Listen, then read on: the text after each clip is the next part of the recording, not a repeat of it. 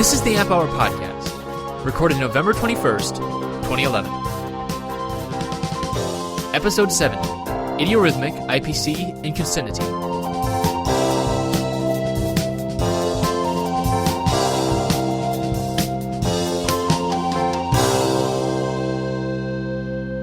Welcome to the Amp Hour. I'm Dave Jones from the EEV blog.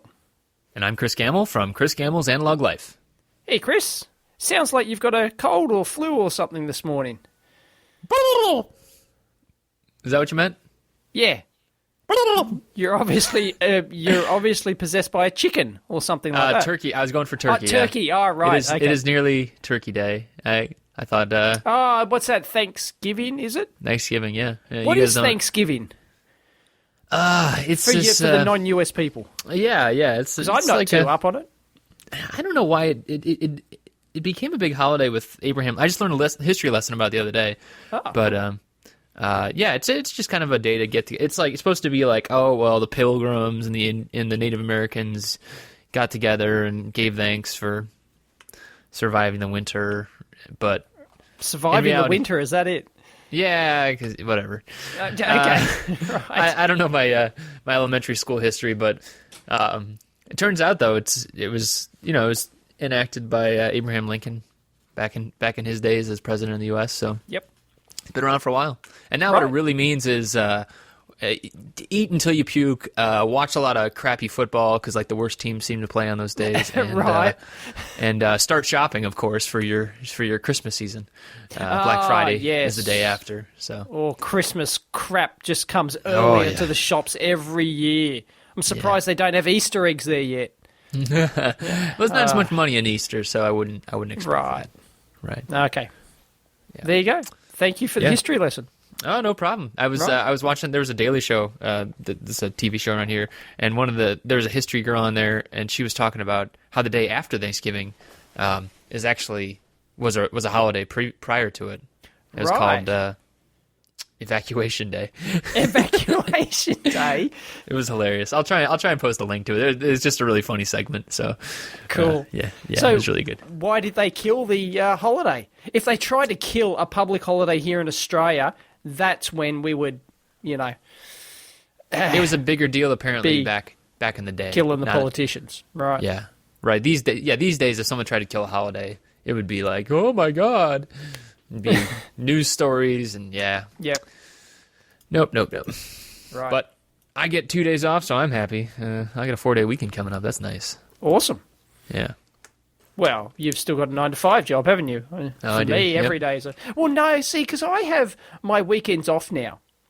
Oh, that's good. See, because a lot of people ask, oh, why don't I produce more videos now that I'm doing it full time? And well, the answer is that I haven't magically just suddenly gained 40 hours a week of, time to do stuff. Because before I had to do it on the weekends and at nights when I actually did have a full-time job. Yep. And, and the wife graciously gave me the weekends to work on the blog because she could see that, there was a bit of a future there, possibly. Yeah, exactly. And now that I'm full-time, well, she instantly wanted the weekends back and the nights and everything else. And so, I don't magically have an extra 38 hours is the work week here. What's the work week in the US?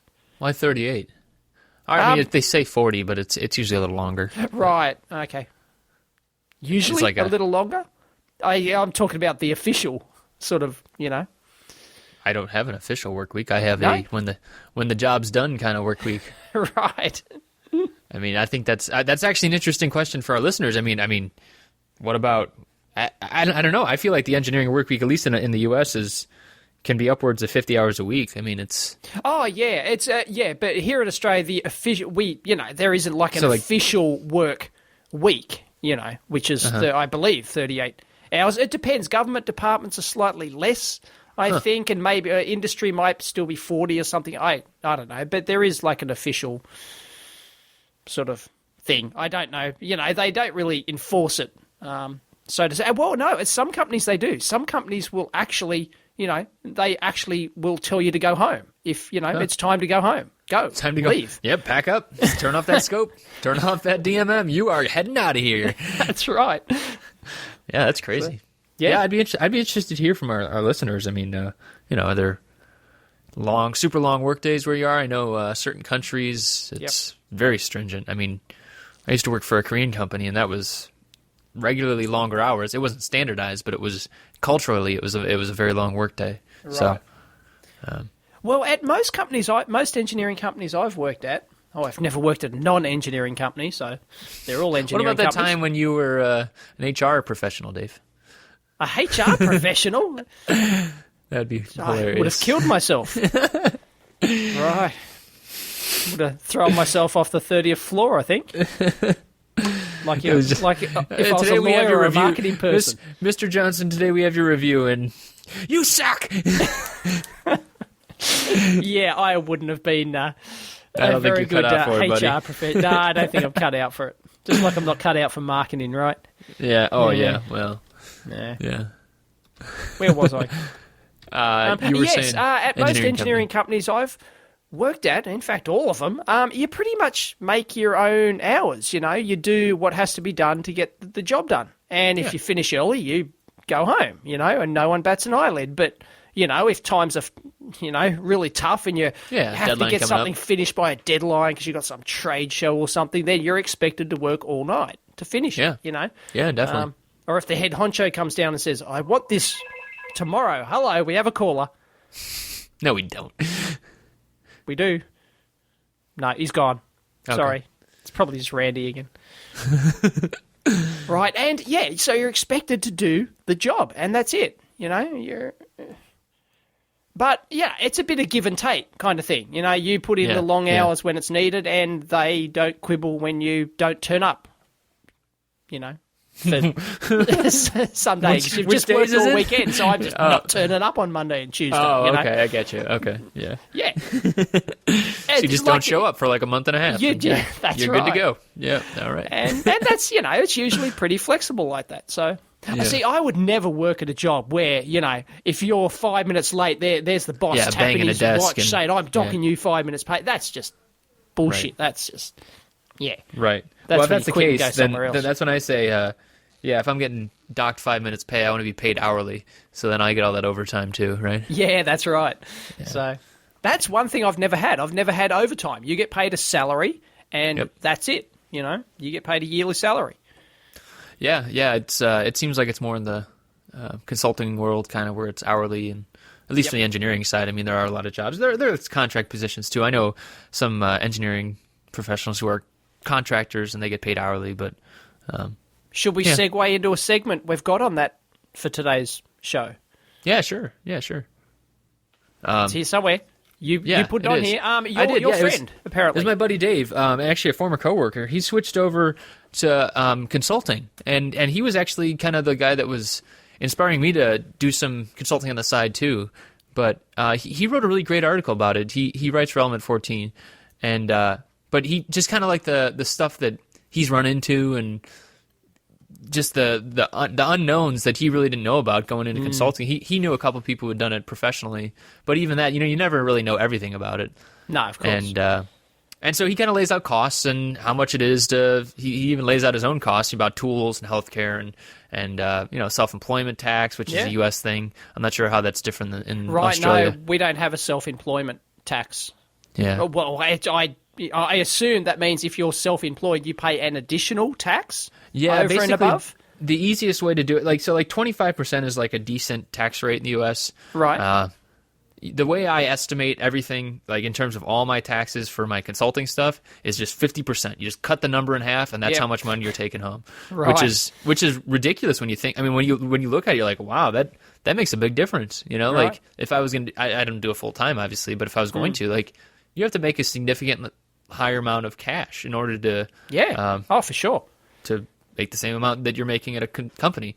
But you can write stuff off and too. You can write off pretty much everything. We have two tax rates here. Basically, there's a corporate or company tax rate. So if you set yourself up as a company, which is a much more paperwork and everything involved in actually doing that, then you pay the corporate or company tax rate, Or Yeah. if you're like me, you're a sole trader, you're an individual, you pay Yeah. the individual tax rate, which is like a scaled bracket thing depending on how much you earn, and it's a lot less paperwork, a lot simpler. Oh, that's nice. That is nice. Yeah, but there's no self-employment tax. Geez, how? Well, it's kind of rolled in, I think, Don't they want to encourage that sort of thing?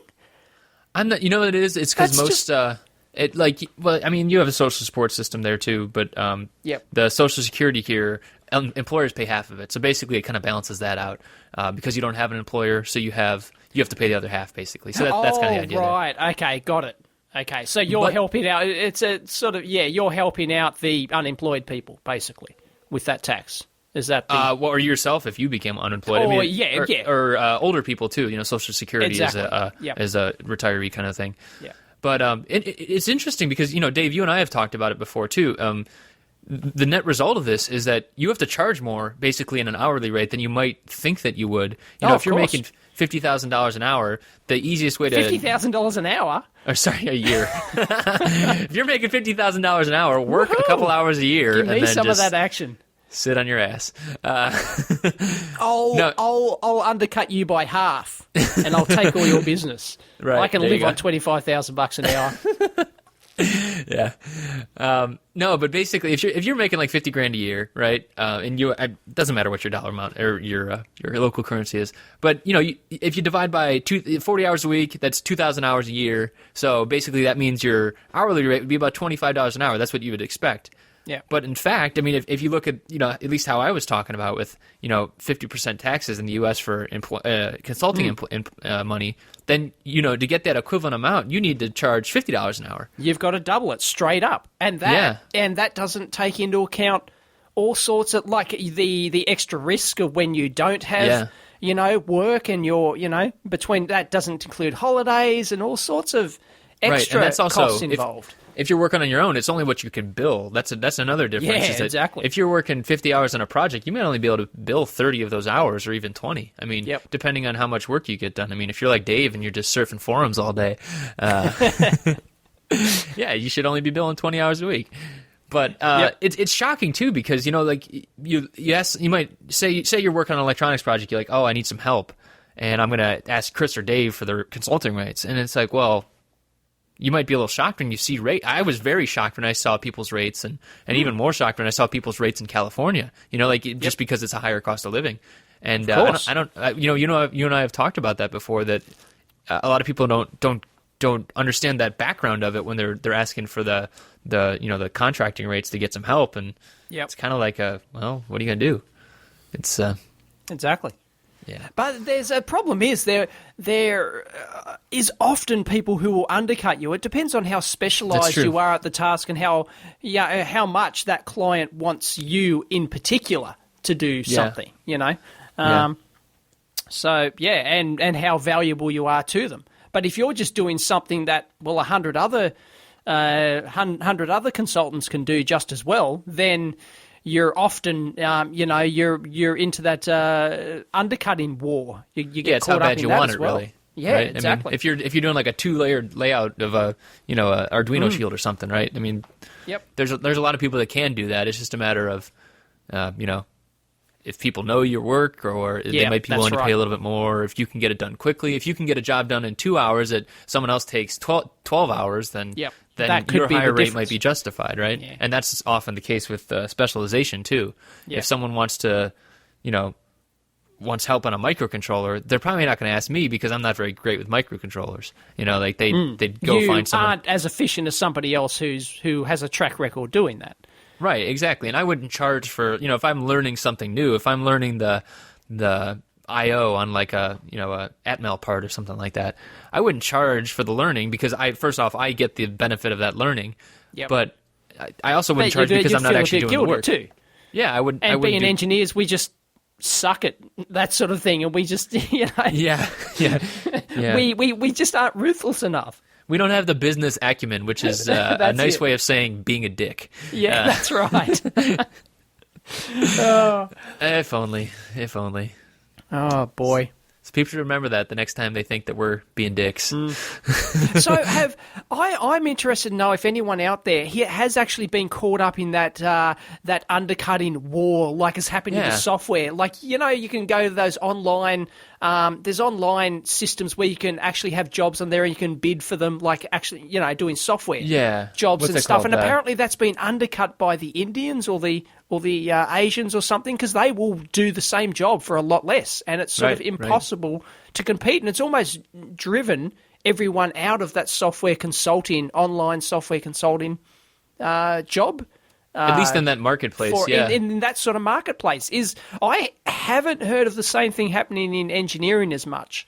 But I'm sure it's there, but I'm sure it's there, but not as much as the software. I think in the end it comes down to quality too. I mean, like, oh, for sure. I'm sure some of the people that are undercutting are probably very high quality, and that's probably part of the problem, right? And sites like Elance is one of the ones that I know, and there's a couple others out there, but well, and you can argue that there's software's easier to learn than hardware. Engineering hardware is a more learned. It takes a lot more time and effort to become good at engineering than it probably does at, say, software.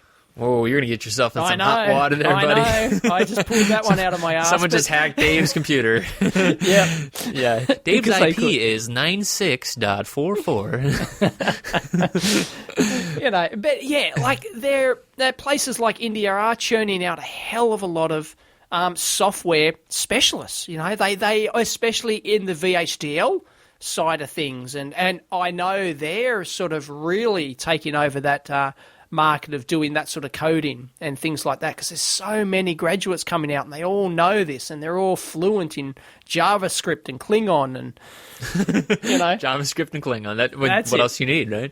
Yeah, and that's a good point. But that kind of brings up a cost to quality thing then too, because you could pay.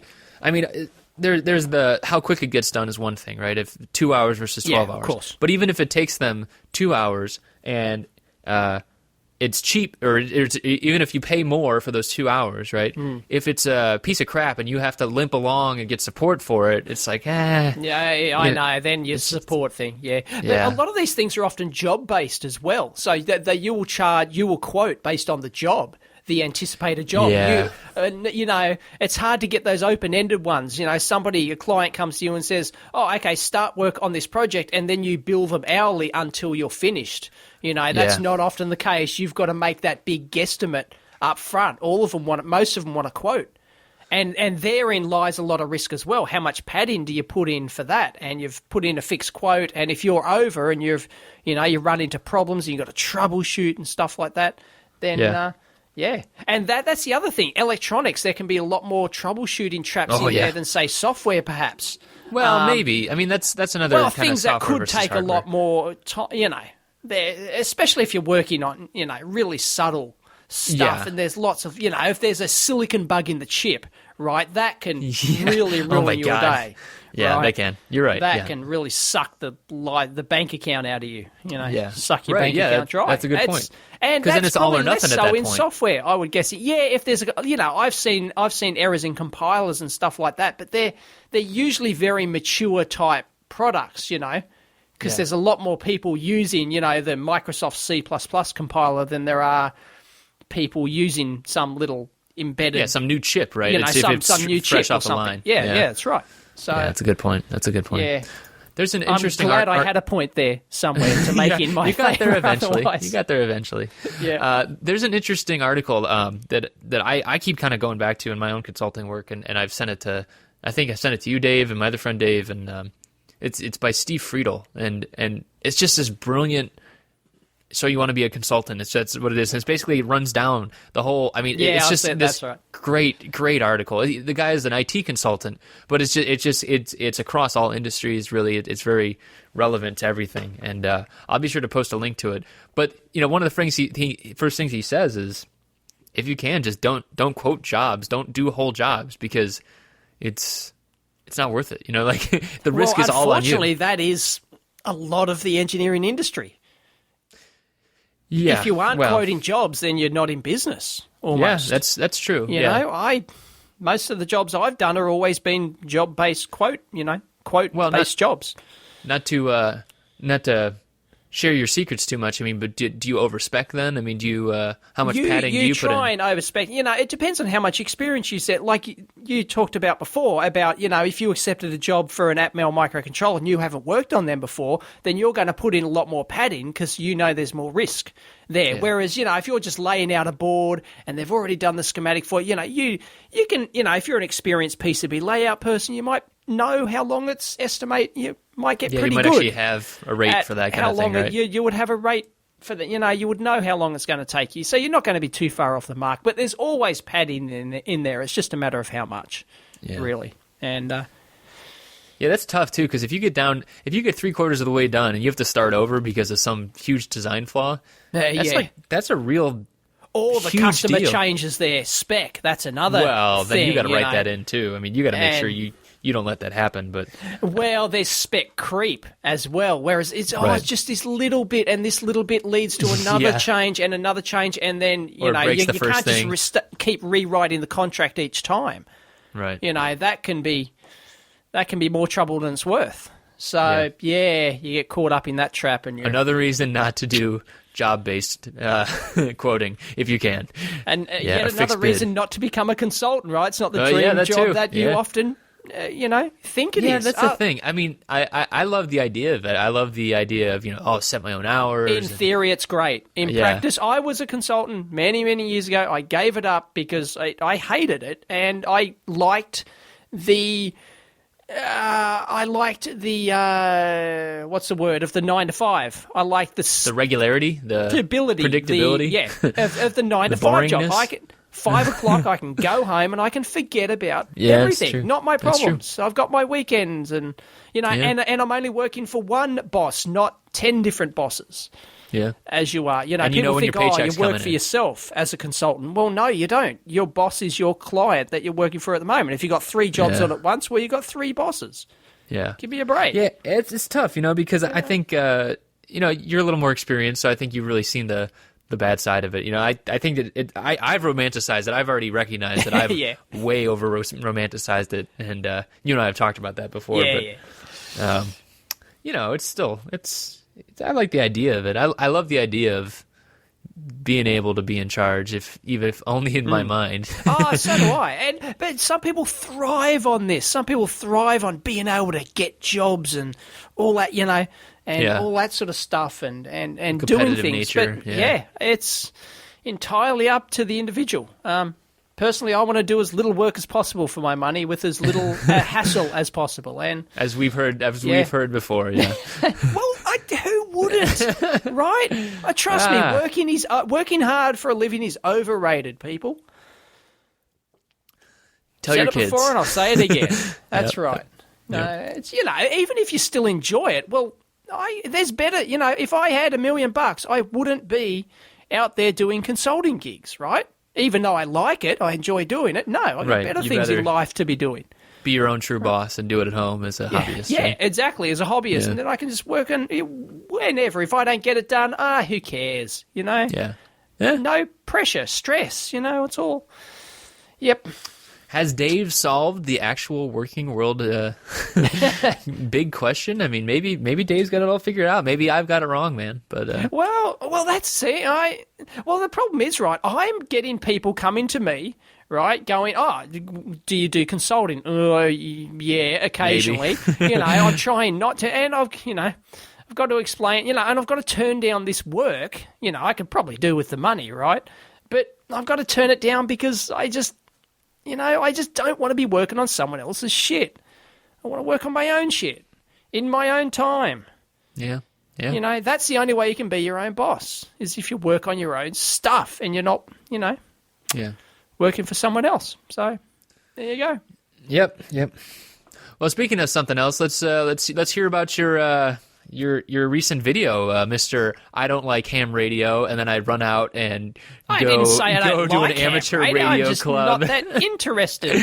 I'm not that interested, but I'll hang out at Would you say you get 3 videos out of an amateur radio club? I'm going to get 3 videos out of it. Well, only one is an amateur radio. Only one is to do with ham. The other 2 are Gav from the Sydney Hackerspace turned up, and he's got this cool light scythe thing. So, and he gave a lecture on that. So I've got video on that. And the other one's a MakerBot, well, not a MakerBot, a commercial 3D printer. Thing. So those videos will eventually come out. Sorry for people who don't like those sort of videos. Stick it. It's content. He's his own boss, people. He's his own boss. I am the boss. That's right. Yeah, that's right. Can't please everyone. And I like them, so I'm going to put them up. Yep. And some people will like them, so... Yeah. To those people who don't like. Yes. And speaking of ham, I think so far I have 4 people joining in what I am calling my Fellowship of the Ham. Oh, boy. Yeah. That's excellent to hear, though. It's great. People. It's great. I've been studying too, and it's not as bad as I thought it would be. I mean, like, I had been studying previously, but I've actually been starting taking exams and stuff, and it's like, this is like, it's like show a resistor and point out the resistor. It's like, oh my god. Okay. Which, I mean, I get it. That's a big part of the, I mean, like, the people that are coming in to ham radio are not, a lot of them are not electronics people, so this is what a lot of people were telling me about. But I'll, for those interested, let me know. I think I got 4 people so far. We're trying to get to 10, and we're also still trying to get Dave to sing. He will, people. You owe me for sending you a couple, Kindles, yes. Yeah. Yes, you did do that. I do owe you. Thank you very much. Because the bastards won't sell them outside of America. What the hell is the deal with that? I'm trying to give these people money. They will not take my money. Take my money. And then when I get the damn Kindle, right, I want to buy some content. Oh, no, sorry, we can't sell it in your region. What? I'm trying to give you money, you idiots. Don't turn it down. Yeah. You've got an automated system to take my money. Take it. Take my money. Yep. Unbelievable. Oh, this region shit. When are companies going to learn that? It's a worldwide market now. Oh. It's just insane. Yeah, it's too bad. It really is. You would think a company like Amazon would get it, but they don't. I don't get where it comes from. I mean, it must be like a copyright kind of silliness. Oh, yeah. You see it on these, YouTube videos. Some YouTube videos not available in your region, or Vimeo videos, or news. I'm trying to watch some video on some US news network or something, and it says, "Oh, can't view that in your region." Bloody hell. Yeah. It's the internet. There are no regions. Yeah. Give me a break. Yep. Anyway, I heard you bought a snowblower. I did not yet. I'm thinking about it still. No. See, this is a bizarre concept to an Australian. Previously, you had a snowplow, right? You've put it on the list here. What? Yeah. Do you know what that is?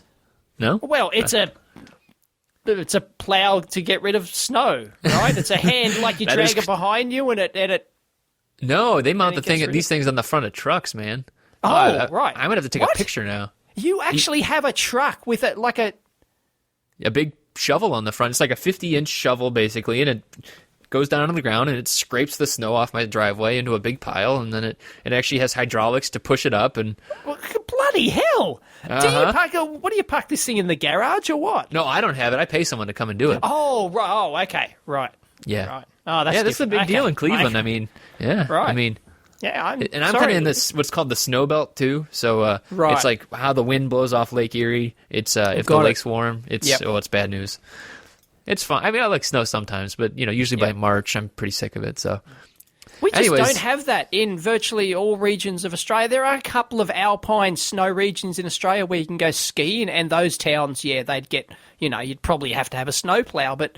We're talking, 0.01% of the Australia's population or something. It's tiny. Yeah. It's weird. So, I just don't get Foreign concept to you. Yep. Well, the interesting side of this, though, is that I was looking at snowplows and just in general. I mean, winter's coming in the U.S. in general. And there's autonomous snowplow competitions, actually. Cool. Who was it? Right. Michael Carroll told me about it. I was talking about, because I was looking at getting a snowplow, which is kind of like a big spindle that kind of basically chews into snow and then spits it out. It's the same idea as a plow, just to clear out my driveway. Yep. But there's people out there that have like completely custom built. I'll try and find a couple more links. There's a completely custom built snowplow, either autonomous vehicles or radio controlled. I saw one where the guy's actually sitting in his garage at his computer. I was going to say, you can just sit inside in front of the fireplace and operate operate your remote snowplow. And I mean, it's I'm guessing probably Roomba. We'll probably see like who's the company that does Roomba? The iRobot Roomba? people. What's that?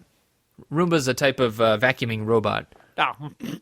No, you haven't seen that? No. Oh, yeah. I've heard of these things. Okay, yeah, they're Aren't like they a gimmick? Don't they? They're just they something work. you buy on Demtel or something like that. No, they work. I mean, they have like a control mechanism or a control algorithm in them, and basically they know they can sense where the wall is, and then they have a algorithm that tells them the way to maximize floor space coverage.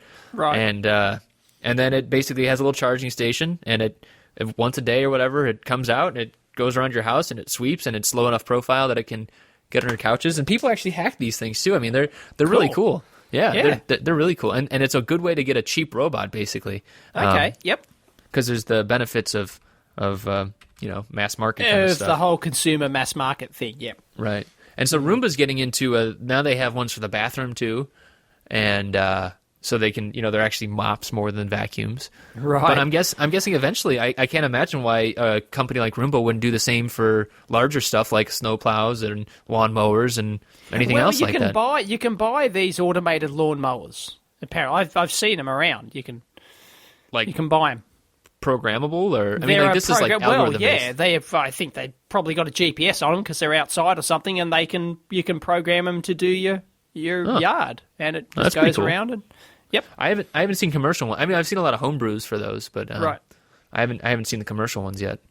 But yeah, I think it makes sense that if you're going to pay a lawn service company, however much people pay for that, I've never paid for that. Maybe like $100 a week, or I don't know. I got a huge yard, so I don't know what the deal would be with my yard, but $50 a week even. Once again, even those guys, even the lawnmower guys are probably Jim's lawn mowing service. What we have here in Australia, Jim's franchise fame. They're probably $100 an hour to mow your lawn, right? Yeah, probably some. I mean, probably. I honestly can't say. I don't know. But, they're lawn mowing consultants. Yeah. I mean, there comes a point though where it balances out. Where if a Roomba lawnmower or whatever the one you're talking about is $1,000, then that could pay itself off in 3 or 4 years, right? And maybe even less. I don't know. Yep. So, yeah, I could see it being a very viable business model eventually. But then the batteries would be dead, and you'd have to. Yeah, or you could have a gas-based one where you just. Yeah. I don't know. I think that just in general, the autonomous vehicle kind of, right. or just robots in general. I think if people can get the prices down on them, they have a very realistic chance in the marketplace. So, and snowblowers. I mean, hell, I'd pay for a. I don't know. I think I pay like $200 or $300 a year for snow plowing. So okay. Yeah, I could easily pay $1,500 and pay it back in 5 years, and I'd feel good about that. How often would you have to plow? How often would you have to call in the plow guy? Oh, it's just whenever it snows more than like 2 or 3 inches, I think. Right. But but what happens if you call him in and he plows it and then it snows again? You're screwed, right? You got to call him back. Yeah, sometimes that's why people get snowblowers. So right, okay, yeah. And are these just a snowblower? Are they just like a big heat gun? What are they? No. How so do they work? It's kind of like a what's a good way to explain it? I've never seen a snowblower. Like a big like a drill bore, basically. It has a curvature to it, and that when you're drilling down into the ground, that moves earth upwards. Yep. You know what I'm talking about? Yes, basically, imagine that, and you take it 90 degrees and you put it on the ground now, and now you have that same thing, but you have you're moving into snow, and you're trying to throw snow backwards towards you, and then there's a secondary stage that throws it up in the air, so you can like toss it off to the side. Right, so it's got like a corkscrew kind of that's a good way to say it. That drills into the snow and then just disperses it off to the side, usually in a stream off to the side. Right? Okay, right, got it. Man, you got to come visit Ohio in the winter. Hey, February trip for Dave. Yay! Boy. You will be miserable. Yeah, exactly. No, I'll have Australia. Just like me. Yep. Well. Yeah, but here, in the middle of summer, it's 40 degrees. So, nah. 40. degrees. Oh, C, right. 40 Celsius. degrees C. Yeah. Which is about, 38 is like 100 Fahrenheit or something. Yeah. So it can be like 100 That's crazy. That's Fahrenheit. crazy. Yeah. Well, hopefully I won't have to put up with that anymore out in the lab. I won't have to do that. Oh, yeah. Air Move into the conditioning. office. So, Everything all closed up for that? Yeah, pretty much. Yeah, the power's now turned on. The power's turned on to the office, so I can now see it in light with the lights on, and nice. the aircon works. Headlamp, I was a bit afraid of that because it's been vacant for over a year or something. I thought, the aircon might smell funny or it won't work or something like that. But no, it seems to work. Just a treat. So great. Yep. But then the wife saw it in the lights yesterday, and she went, "Needs a paint. Got to paint this place." So, oh goodness. Don't tell me how to do my business, woman. Is that what you said? And then you get smacked. That's what I said in my mind. Yeah. Yes, dear. Okay, we'll paint it. We definitely needed a coat of paint. That was a great idea. So great idea. Paint the thing. Yeah, no, that's good. And you mentioned that before. You were thinking maybe hanging PCBs up on the wall or something like that? Yeah, hanging stuff. Yeah, all sorts of stuff. I'm going to get some cool posters and stuff. They'll all go up. And I've decided that I want to put plants in there. I want some fresh air. That's a good idea. I want some plants that absorb all those volatile organic chemicals and crap like that. You have to get a big. I don't actually paint it with VOC. See, I don't paint it with ordinary paint. I paint it with low VOC or zero VOC paint. Smart. Yep. You have to get a big old Weidlar poster, like the one that's on our site. You're right, yeah. And if people haven't seen that, I'll link that in too. I mean, that's actually how a surprising number of people have found our site these days. If you I know. search Google Images for Bob Weidlar, we're number one. Amp Hour pops up, and yeah. Thanks again to Jaime for making that poster. It's awesome. And I think it's Fran Hoffert, who took the picture. So, speaking of those PCBs on the wall, we had someone write in the Axis. I'm not sure what his or her real name is, but basically they wanted to tell us about how they use PCBs and reuse, and it's actually a really cool idea. Basically, they took the scrap PCBs from a 68,000 expansion board for their Amiga 2000, and they turned it into fins for their rocket experiments.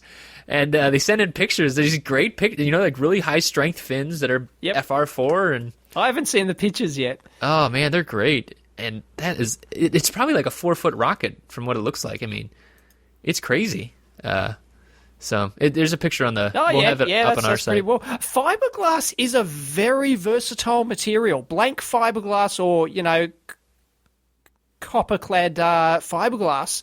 Very versatile material. It's it's strong. It's easy to cut, and it's a relatively gets in your lightweight. Lungs, gives you cancer. It's awesome. Oh, I love that stuff. And people don't know. Please don't breathe in fiberglass shavings. That's not good for you. It's bad for your lungs. but have a very versatile material. So it's good stuff. It's good to have a couple of sheets of it just lying around, old PCBs you can cut up and do various things with. Yeah. So. And speaking of bad things that you shouldn't breathe in, I had a shout out for Eric the Embedded Guy. He we've talked to him about him before. He won that Touchstone contest. And that's right. But he has this great post on EEWeb where he built a tiny little fume extractor. And this is something, I don't have one on my bench, so I might build one of these. It's a great idea. It's 2 Altoid tins. He soldered the ends together and basically inserted what looks like a couple millimeter fan. I don't know how big that is. He doesn't say how big the fan is. Yeah, it can't be too big. Those Altoid tins are small. Yeah. But basically it's a filter. He cuts out the one side and has the filter, or allows the air to get pulled through the one side, and it's just a 9-volt battery and a switch and a fan. It's simple and awesome. It's great. Well, a lot of the time you don't need a lot of the time just a fan blowing across your bench will work better than a filter, because often it's hard to suck the fumes in. The filter has to be very close to your soldering. To the job that you're actually soldering, or it has to be right on top to actually get all the fumes in. Otherwise, they tend to miss it, and you end up blowing them away. And so you're soldering, going, Yeah, that's what I do anyways. And so a fan, I've got proper filters, Pace brand filters, and there's quite a few times where I've just turned them around because they don't work. So I've turned them around so that they just blow. So I use them as fans. They just blow across the bench. So you just as soon would just use like a ceiling, or not a ceiling fan, but like a desk fan or something small in order to just a simple desk fan or a 12-volt fan. Hook it up your power supply and sit on your bench, and it's more than good enough to. Yeah. But I need a solution for my new office, actually. Like the more commercial version? Space. Yeah. Yeah. I think about making one myself with one of those arms, those flexible tube arms, which then you can put over your work so it does actually suck up all the fumes. Oh, that's a good idea. And then I've got some carbon filter stuff. I've got a few spare sheets of that. So I was thinking about just bodging up a fan system for that. And that's a good idea. Yeah. I like that. Hacking something up for that bit. Because the commercial ones cost thousands of dollars, they're a big fan box, huge suction on them, like an HVAC system. Like a HVAC, and you'd have to get like an electrician to install it and everything. Oh, it's not that big, but not like that. Okay, yeah, okay. No. And the outlet, like normally, like in like a big assembly factory or something, you would have the exhaust going like outside the building somewhere. Right. You'd have it funnel, but I don't have that luxury in the office, so. I have to rely on your neighbors. You're gonna have a neighbor there. I can pump it next door. Yeah, and so I've got to do something. And there, once again, the all of those lovely plants I'll have in there will. No, that'll help. Hopefully, help as well. So, yep. Yeah. Anyway, I don't do massive amount of soldering. It's not like I'm sitting there going to assemble boards all day, every day. Not yet. So, we'll see. No. Who knows? I'll pay some bastard to do that. Yeah. Well, when you take a picture of your new bench, you should add it to Jeff's Flickr set. Do you see that thing? Yes, he's added a Flickr account for Workbench of the Week. Our buddy Jeff of Mighty Ohm, he... How does that work? Can anyone just log in and upload their own photos? Let's see, add it to the group. I think you just submit it, basically. Maybe you have to tag it or something. Right. Maybe, I don't know. Oh, boy, I don't know how to do that. Join this group, I guess. Yeah, it's probably that, so... Okay, you join it, and then you can probably got rights to upload it. Got it. Yeah. So this is kind of. He said it's partially inspired by Workbench of the Week. Yay. But yeah, and someone said it was on The Verge today. Someone that's like a new site that's supposed to be pretty popular. So. Right. All the other sites that were popular before have all gone out of fad, have they? Right. Yeah. Right. Well, he's trying to get us to. Sorry. He's trying to get us... He's saying that we should bring Workbench of the Week back. That's what he's saying. Right. Yeah. Well, we should. Maybe. Someday. Maybe once we build up this, we can just start cherry picking off of there. Pick our favorites. We don't have these things. Where did Chip of the Week go? Do we have a Shonky product of the week? I have a Chip of the Week this week, and there's a Shonky product. Yeah. Let's do Chip of the Week, shall we? You want to go straight to Chip of the Week? Okay. Let's do it. Do it. Yeah, all right. Where is it? All right, so I actually got this off of... do you remember I mentioned Reddit has a new thread called Nice Chips? Yes. Yeah, we talked about that the other week, I think. Someone posted this one on there, and it's crazy. It's an Atmel part. It's an AT Tiny 10, which is, I think we might have mentioned on here before. Yeah, it's not new. It's not new, but it's just a crazy chip. I mean, like, look at it. It's an 8-bit AVR. It's got a K of flash, 32 bytes of SRAM. Only a K? Yeah. But look how big it is. 32 bytes of SRAM? Yeah, but it's not huge. Look at what it is, though, Dave. It's in a pick it's in a SOT 23.6. I think it's great. There's like a bunch of... There's like 4 different ADCs, or 4-channel ADC. Yeah. I don't know. You can just throw this thing in anything. It's great. Well, I like it. It's not just Atmel. Others have them as well. I know others are doing it, too. Yeah. I just like these little tiny ones. I like the... I don't know. I don't know what you prefer, but I think this kind of small, throw it at anything kind of technology is almost cooler than like a Xilinx $20,000 FPGA. Oh yeah. FPGAs are cool in their own right, but I agree. These little tiny, which you can just put in, they're so cheap, they're 20 cents in volume or something. You can whack them in and you can just do a specific task with that. But often, a lot of the problem is actually programming these bastards because you put them in and you're using all the pins because they're only like 6 pins. Right, well, that is a problem. Yep. So where do you put your ISP header, to actually do the in-circuit programming? So because they're a SOT 23 part, it's not easy to make your own jig to program each part, so you're pretty much locked into almost getting them pre-programmed from the manufacturer in volume. So they're quite annoying. They're great for volume products because you can order them pre-programmed, but when you use them on your own, they can be quite annoying because then you've got a multiplex in the ISP header and stuff like that, and the ISP header is 5 times bigger than the chip. Right. Yeah, and it's like, and that is a downside to just low pin count stuff anyways, is that you're always balancing, like if you're using one function, then you can't use another, you have to do something like that, you have to change the mode or something like that. Yep. But, yeah, like I said before. But usually you're only going to do one thing with this chip, It's designed for a specific task, so. Right. Yep. Yeah, I think it's a cool part. I don't care what you say. They're very nice, these little low pin count micros. Yeah, I think it's nifty, and it's tiny. It is tiny. SOT 23.6, man. I've been crapping on about low pin count parts. I know. I remember you talking about that. That's why I thought you'd like this one. Yeah. I don't know what went wrong. I don't know what Sorry, happened. it's not new. I just want, I've seen it. Yeah, sorry, it's not chip of the week for me. It's okay. Well, it is now because you don't have your own. So fair call. Take it. Yep. Yeah.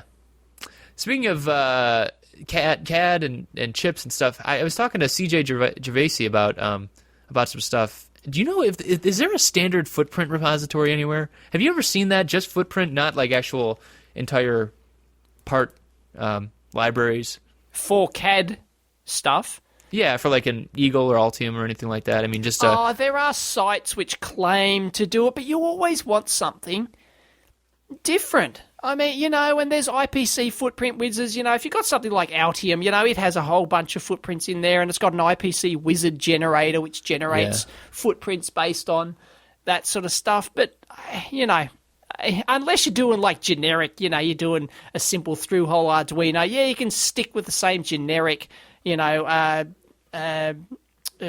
8, footprint or something like that for every design you do. But if you're doing, commercial stuff with lots of variety of boards in different densities, then you're going to have different footprints for different things. A lot of companies will actually change the footprint around. You'll change the physical layout of the footprint in order to. Yes. If you've got a high density part, that's the IPC footprint standards actually have a least, most, and normal footprint size for every footprint, based on the density of your board. So you've got that SOT 23 package we were talking about, right? Yeah. They've got 3 different sizes officially in the IPC standard for that. And then your board loader might go, "Oh, I don't like the IPC footprints. Here's our preferred footprint." So there's a lot of the times you will be driven by your PCB assembler. They will tell you our equipment is optimized for the our equipment's optimized for this footprint. We know this one works. We trust it. Use this one. Right. And we'll have the lowest defects in that case, right? So you're going to do it. So you're probably going to do it. But once again, or you can do it the opposite way. You can go, right, our company standard is IPC normal size, and you force that upon the assembler, and they shrug their shoulders and go, okay, we'll do that, and and everything usually works out okay. But there are lots of subtleties in there, and it's very common. I've laid out a lot of boards where I'm driven by many different requirements. So how about outside of those 3 then? So you said there's the three different IPC type footprints. Well, then if you're doing some ultra tiny, let's assume the edge cases are not relevant here, right? Where you're doing some super fine thing. There should, in theory, be a way to have those 3 footprints across multiple software packages, right? So maybe Eagle footprint. No, there aren't, because KiCad each software package uses their own proprietary library format. That's the problem. Well, that's what I mean, though. You could have like a link that says, okay, here's where you download the SOIC8 for KiCad, for JITA, for Eagle, I think I've seen Altium. One site in the years that claims to do that. It's a paid service or something, but I don't know. And they never have the footprint you want, because there's the variety of package types these days is getting ridiculous. Yeah. Oh, yeah. I forget where I heard about it, but someone was talking about that too with chips getting to the when chips get to the edge of a process, like a 65 nanometer process or even higher for like analog type parts, like 130, whatever it is. Yep. Once they get to the limits of what the process can do, that they start playing around with package types in order to reduce parasitics and drift and everything else. And Yeah, that just that just messes everything up, right? And you want to know what else annoys me? Like in a package like Altium, right?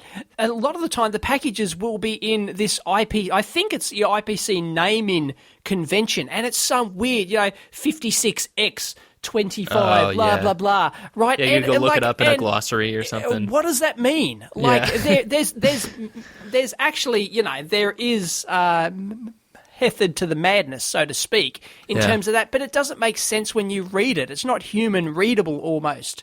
So, if you're searching through the library, I want a SOP 20 package or something, but it's not called that. It's not called SOP 20 dot .pcb lib or something. It's called some weird IPC number, and you have trouble finding it and actually doing that. So I find myself all the time just generating footprints from scratch. Screw it. Yeah, exactly. It's just nuts. It's crazy. That is a downside. Yeah, and you got to maintain your library then too. Yeah, well, and a lot of companies will have rules for that. We do our own libraries. We do not use the manufacturers. We do not use the ones supplied by the CAD companies or anyone else. End of story. That's company policy. And I'd say probably the majority of companies do that. Yeah. Yeah, I was talking, or I wasn't talking. I was watching Ask an Engineer on Saturday night, and I asked Limor and Phil if they've used KiCad yet, and Limor said she hasn't tried it yet, because just doesn't have time. But she was hoping that with the new XML format that that'll kind of open it up and allow online databases, and that'll be interesting if the XML format does open up multiple programs. If then maybe standardization will be more possible on the footprint side. Nice. Yeah, it really would. The holy grail of CAD, of the CAD industry. Yes, is standardization. Oh, yeah, and the downside is do it. Yeah, it's probably not worth it for them. It takes a lot more than just Eagle to drive it. Let me tell you. Oh yeah. Oh, you're saying like the XML side of things, not the footprints? Yeah, the XML side of footprint. Side of things. Yeah, it takes all companies to get on board. Otherwise, you're. Well, that'll be if enough people ask for it, that kind of thing eventually. Yeah, and I'm hopeful for that kind of thing. And companies have to actually standardize it on as the core file format, not just have an importer. Oh yeah, we support XML, but it's some weird ass importer you've got to use, and it's just no good. And it then converts it into their own proprietary format. That's no good, right? Because then you're locked in that format. Then. Yeah, it's just stupid. So yeah. Hopefully it will. Grail. It would work, but we'll see going forward. I mean, I'm glad Eagle did it. That's nice. I mean, even if it does allow for importing, that's a good start. But yeah, hopefully eventually it moves towards a more open model.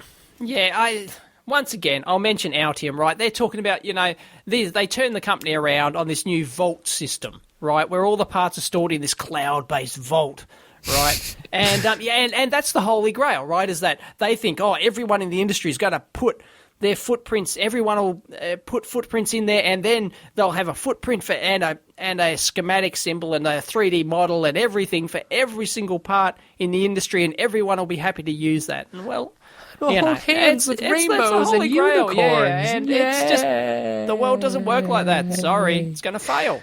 It's just. I think what would happen is like most part libraries I've seen where it's like, be like. SOT23-Chris, SOT23-Chris1, SOT23-Chris hates Dave. Why did he mess up my last one? Like that kind of thing. Yeah. I think the same kind of thing would happen, or else you need some kind of oversight committee, and that'll slow things down just as much. Yeah. But and then some people want extended footprints to do test points, because they want to fly in probe, automate, test everything, and their footprint has to support that. It's just it gets really messy. And then let's not even get into schematic symbols where everyone wants their schematic done a different way. Everyone goes, I want all the inputs on the left side and all the outputs on the right side, and other people go, no, I want it actually to match the physical pin layout of the chip, and other people go, no, I want them functionally separated, and unbelievable. It's just the world's just too complex. I'm sorry, there's no universal solution that's going to work. It's just humans aren't made to cooperate. So there's no answer like then? that. It's just deal with it? There's no answer. No. Dave says deal with it, people. Yeah. Just deal with it. Wow. Yeah. what can I say? That's just the way of the world. Yeah. Interesting post about making boards and getting those small components, the standard components, right? We're talking about standard footprints, but standard components. Bunny Huang of Chumby fame. Chumby, thank you. Ugh. He wrote an interesting article about buying an iPhone schematic for $4 in Shenzhen. $4? I think he got ripped off. I know, right? You can get that for free on the internet. Yeah, exactly. But this is probably really good. I'm sure it was really good. Yeah. But he makes a really good idea. He makes a really good point, rather, about using that just to source low cost components. I was calling it coattailing. You grab the big guy's coattails, right? Coattails and hang on. Yeah. It's a great get idea. A free though. ride. Yeah. I mean, I don't know about you, Dave, but like whenever I'm doing a board, I always try and find highest volume parts, at least internally, when I'm doing like company stuff. Oh, because of course. then you want half a cent for a capacitor. Yeah, sure. Hey, that's much better. Yeah, that's right. Of course you do. That's a natural way to do engineering. Yeah. And this is just an example in the real, not in the real world, but in the outside world of how to do it, where I guess you're pretending Apple's your company, and you have access to their and to their massive buying power. Yeah. Because if you don't know, Apple is the reason they've been massively profitable. I'm not going to say successful, but massively profitable, like the biggest or second most profitable company in the world or something, is because of their buying power, their sheer buying power. They will actually go into these manufacturers and go, right, we're going to buy your entire production run of those chips, and you're going to give them to us for nothing, for half. 0.01 cent each, Yeah. And everyone else gets driven out of the industry because they have the power to do it, and it snowballs, and then, all the manufacturers salivate about getting the big order from Apple, even though they're getting shafted up the arse in terms of in terms of margin. Yeah. So then that's how they make their money. They ask for more. They just ask for more right after that. Yeah, please. And apparently the guy who did that is Tim. Is it Tim Cook, the current CEO? I'm not sure. Anyway, the new CEO that Jobs that actually replaced Jobs, he is the architect behind all that, and squeezing every last cent out of every supplier, and that's apparently what he's absolutely brilliant at. He can't actually design products, And we know what people probably say about him, right? Right. But he's one smart cookie in terms of all that supply chain stuff. Yeah. So that's what turned Apple around, is the supply chain. It's not that they made good products, it's all this supply chain they were able to make big margins on it. I'm always amazed by that. That's the side of business that I never learned in school or even my first couple jobs. You just didn't really hear about it, but no. And I should have. One of my friends is a buyer. Someone else always does it. Yeah, exactly. You just know. I order my stuff off DigiKey, and I pay 4 cents for a capacitor. Why do you pay 0.04 cents for a capacitor? Like that kind of thing. It's crazy. But speaking of, there's apparently there's a whole magazine for that kind of stuff called EBN. I think it's UBM that makes that stuff. But right, yeah. It was an interesting article on there because they were talking about cell phones. like an Apple market, right? That's one iPhone's in, right? But basically, because of how fast stuff is moving, basically they have like 4 months to make all of their money, basically, because that's the only time they can really charge enough to really make any money on it. Even with those, those ridiculous deals they broker in order to, actually make margin on something. But months. Can you imagine designing something you've designed, and 4 months later it's just not sold because it's obsolete, but because it's no one wants to buy it anymore because it's old technology. Well, that's better than actually working your ass off for a year or two designing something that never makes it to market to begin with. That's true. Yeah, which is half the projects I've ever worked on. Really? Yeah. Oh. I actually kept a dead projects list of projects I've worked on that have been shit canned. There's dozens of projects on there. That's too bad. Yeah. I'm sorry, man. I spent most of my career working on projects that have never seen the light of day. But hey, it doesn't mean they weren't fun to work on. That's great. True. Yeah, but they weren't satisfying. There was no big satisfying thing at the end. Oh, look, you get to point to it and say, using this thing. I built that. Yeah. That makes sense. No, it's just vanishes into the ether. Yep. Well, that'd be another thing. Into the ether is my favorite term. Interested in hearing, listeners' experiences with too, because, like, I've only done like long-term kind of stuff, like big long-term stuff that has gotten out, but it wasn't by my doing. Like I've never had the experience you talked about with like the shit canning, as you called it, and I've never had the fast turnaround. I don't know if any of our listeners have like the commercial side of things. I think that maybe some of our actually designing a commercial product, which your average like a mass punter market uses. product. Yeah, a mass market product. See, I've never designed a mass market product in my life. Yeah. Closest I can think of is like how Jerry said she worked on toys, and like, yep. I've never used the toys she talked about, obviously, because they were like Bratz dolls and stuff. But right. I think that's the close. I think she's the one that I would think of that has actually done that kind of thing. So I don't know if there's listeners out there, let us know. We're always interested in that kind of stuff. So yep. Geez, our show's almost up. It is. Where did the time go? Oh, we were just blathering on. Yeah, we were. Like usual. Yep. Like usual. Any last capacity that you want to talk about, Dave? Any final things? I don't know. No, I'm busy. I need to get to work. You're gonna go review some Kindles and stuff, right? Yeah, I've got my new Kindles. I want to do a teardown of that and finish the review. That'll be good. It's not that great, let me tell you. No. Apparently, they're not making money on this Kindle. Apparently, some claim that they're actually making a loss on it. It's $199 US, and apparently some expert company's done a teardown and added up the bill of materials and stuff like that, and they say, and it's $203 to make it or something, and they're making a loss. So I think they're underestimating Amazon's buying power, because they estimate they'll sell 8 million of these things in as you say, like the first 4 months or something. 4 months, yeah, that's all that matters, right? Yeah, exactly. Before and then iPad it'll die out. It'll be obsolete. No one will want it. Yep. And, that's a massive, and they have got the money, they've got the reserves to buy all that up front, buy that stock up front. They won't go, let's buy 100,000 and then see how it goes. No, they will commit to the 8 million, you know. Man, and, you do not want to get that design wrong. No, exactly. I bet Jeff Bezos would not be, Bezos or whatever it is, I bet he would not be very happy with you. Who's that? The CEO of Amazon. Right, yeah. Or the founder. Know him from Bar Soap. Yeah. Yeah. You're right. But yeah, it's not that great. It was rushed to market. It's really obvious it was rushed to market. That's too bad. Yeah. Lots of stupid things in it. And yeah. Anyway. Yep. Well, how about our own bit of not rush to market, that's the wrong thing to say.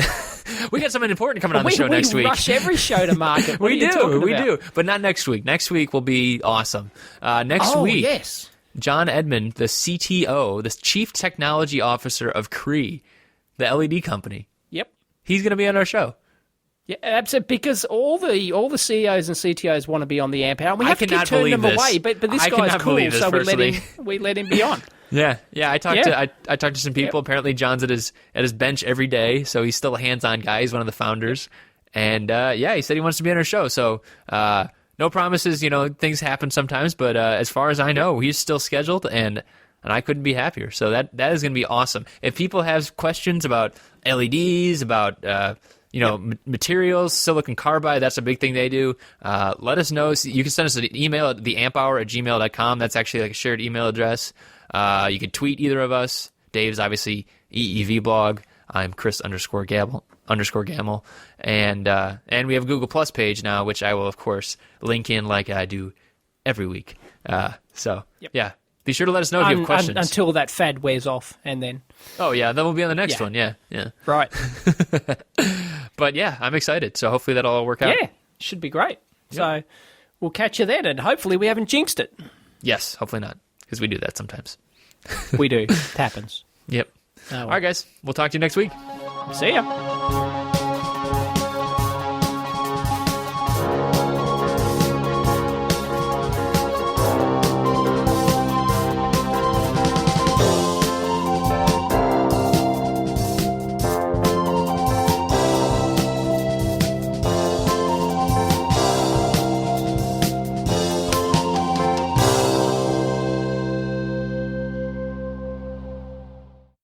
show always creeps up on me every week. This morning I went, right, I'm getting up early. I'm Tuesday. Finish It's my always Kindle Tuesday. shit. Right? No, I don't keep a calendar. No. You should. No. It sends you emails. That's the best part about it. I've got one thing I have to do regularly every week, and that's this show. And you forget it every week. I know, because I don't have a calendar. I know, that's what I'm saying. Item on it.